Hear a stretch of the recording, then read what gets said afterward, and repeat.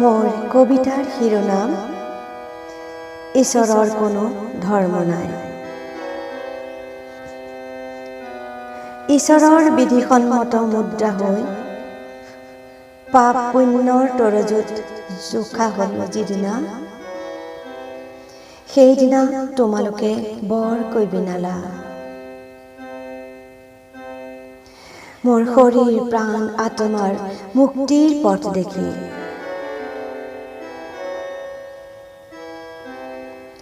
এমাহ দিমাহ সন্তানক বুকুৰ উমত কোনে লুকুৱাই ৰাখিব পাৰে? কোনে মাতৃৰ কোলাত সোমাই বেদনা মোৰ গুজি দিব পাৰে? নুবুজিলা কোনোৱে। সমালোচনাক মুখ পুথি কৰি দুখবোৰে যেতিয়া মূলতঃ কিছুমান জনপ্ৰিয় কাৰ্টুন চৰিত্ৰ সজায়, ওজনত জোখা হ'ল মুদ্ৰাৰ ব্যৱহাৰ।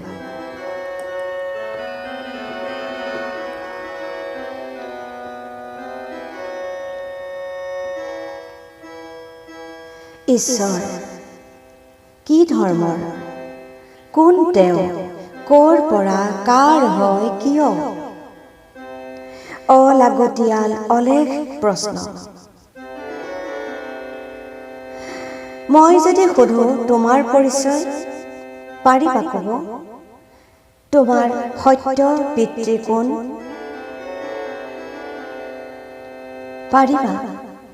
তুমি নিষ্পাপী নিষ্কলংক এটি ছায়াকো নিজ পিতৃৰ চিনাকি দিব?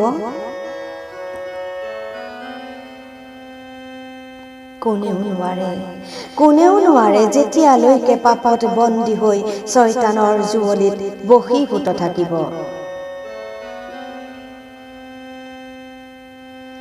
ঈশ্বৰ ক'ত বুলি ক'লে নিজৰ ভিতৰত খেপিয়াই চোৱা। ৩৩ কোটি দেৱ দেৱীৰ মন্দিৰতো যদি বিচাৰা, সমাধান নোপোৱা তাতো।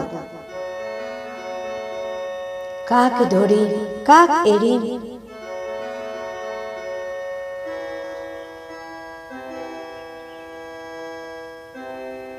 তোমালোকে অহংকাৰত মতলীয়া নহবা। মই সনাতন, মই খ্ৰীষ্টিয়ান, নতুবা আল্লাৰ বান্দা। সুধি চোৱা নিজক, সঁচাকৈয়ে তোমাৰ পিতৃ কোন? বাক্যত কৈছে, তুমি দুষ্টবোৰক ঈৰ্ষা নকৰিবা আৰু সিহঁতৰ লগত থাকিবলৈ ইচ্ছা নকৰিবা।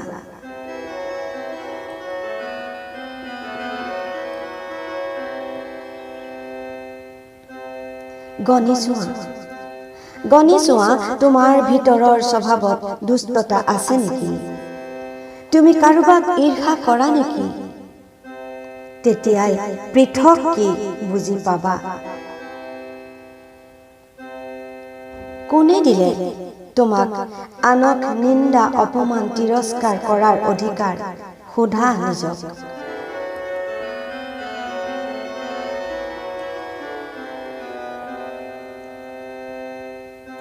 ওখ ঠাইত বহিলেই মানুহৰ উচ্চতা বাঢ়ে জানো? নতুবা শেষৰ শাৰীত থকা উচ্চজন নিচ হয় জানো? তেন্তে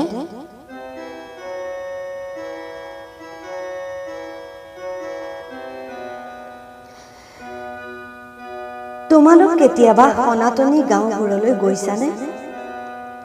বৰ চুৰিয়া চেলেং পিন্ধি মুখ্য শাৰীত বহাজনক সুধিছানে? বেৰৰ ভিতৰত কি হয়? ছল চক্ৰান্ত, তন্ত্ৰ মন্ত্ৰ ব্যভিচাৰত লিপ্ত কিমানে সত্যৰ পৰা পলায়। নিজক শুদ্ধ কৰি সৰলতাৰ প্ৰতীক হৈ দেখুৱায়।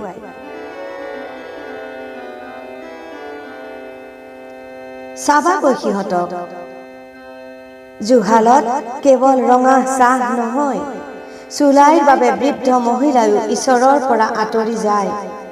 সিহঁতেই বিপদ যেতিয়া আহে, মৃত্যুৱে যেতিয়া ভয় দিয়ে, ঈশ্বৰক বিচাৰি ব্যাকুল হৈ ফুৰে। সমাজক পাহৰে, জাতি পাহৰে, ধৰ্ম পাহৰে। যেতিয়াই সুস্থ হয়, যি ঈশ্বৰক স্মৰণ কৰে তেওঁকেই বিৰক্ত কৰি গালি দিয়ে।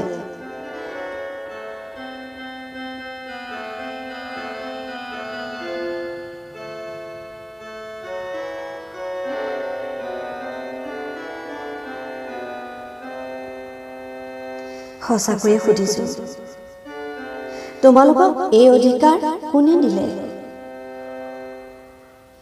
কোনে দিলে? শান্তি যদি বিচাৰা, নিজক পৰিষ্কাৰ কৰা। নৰকৰ জুইলৈ যদি ভয় আছে, সত্য ঈশ্বৰৰ কাষ চাপি ক্ষমা প্ৰাৰ্থনা কৰা। কোনেও আনৰ বিচাৰ কৰিব নালাগে। বিচাৰ কৰোতা এজনেই সৃষ্টিকৰ্তা, যিয়ে সমগ্ৰ ব্ৰহ্মাণ্ডৰ অধিকাৰী। সেই ঈশ্বৰৰ নাম মহিমা হওক।